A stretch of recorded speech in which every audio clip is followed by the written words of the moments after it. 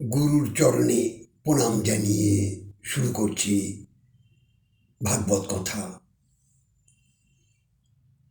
আজ আমরা এই যে মানুষের অহংকার, এই অহংকার নিয়ে কখনো কৃষ্ণ ভজন হয় না। অহংকারের চূড়া থেকে নেমে কৃষ্ণ ভজন করতে হয়।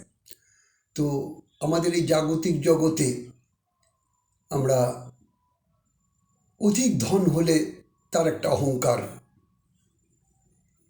আমাদের এসে যায়। তো রূপ অধিক হলে তার একটা অহংকার আসে। এই ধন, জন, যৌবন এগুলো ক্ষণস্থায়ী, চিরস্থায়ী নয়। তাই যারা এই ধনের অহংকার, অর্থের অহংকার করে সমাজে চলছে, তাদের বলছি যে ভগবান শ্রীকৃষ্ণ কারো অহংকার তিনি রাখেননি। কি দেব, কি মানব, কি দানব, প্রত্যেকের অহংকার আমার ভগবান চুর চুর করে দিয়েছে। কারণ অহংকারের চূড়া থেকে নেমে আমাদের কৃষ্ণ ভজন করতে হয়। তাই এই অহংকার যেন আমাদের বলছে অহংকার শূন্য হয়ে ভজরে নিতাই। তো আমাদের ওই অহংকার শূন্য হয়ে হরিবল নিতাই চাঁদ ঘোড়া চাঁদের চরণাশ্রিত হতে হয়।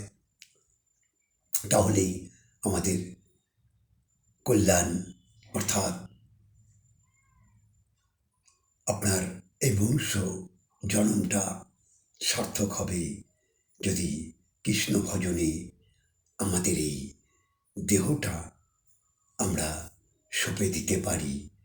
তাহলে আমাদের জন্ম জন্মান্তরের এই যে পরনিন্দা, পরচর্চা, অহংকার,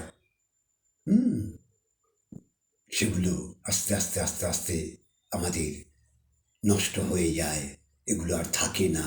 তাই সদা সর্বদা একবার প্রেমানন্দে হরি হরি বলে আমরা এই পথে এগিয়ে যাব। পথের সন্ধান অবশ্যই পাবো। জয় রাধে, জয় নিতাই। আপনারা ভালো থাকুন, মঙ্গলে থাকুন, আর সদা সর্বদা কৃষ্ণ নাম, রাধা নাম জপ করুন। জয় নিতাই।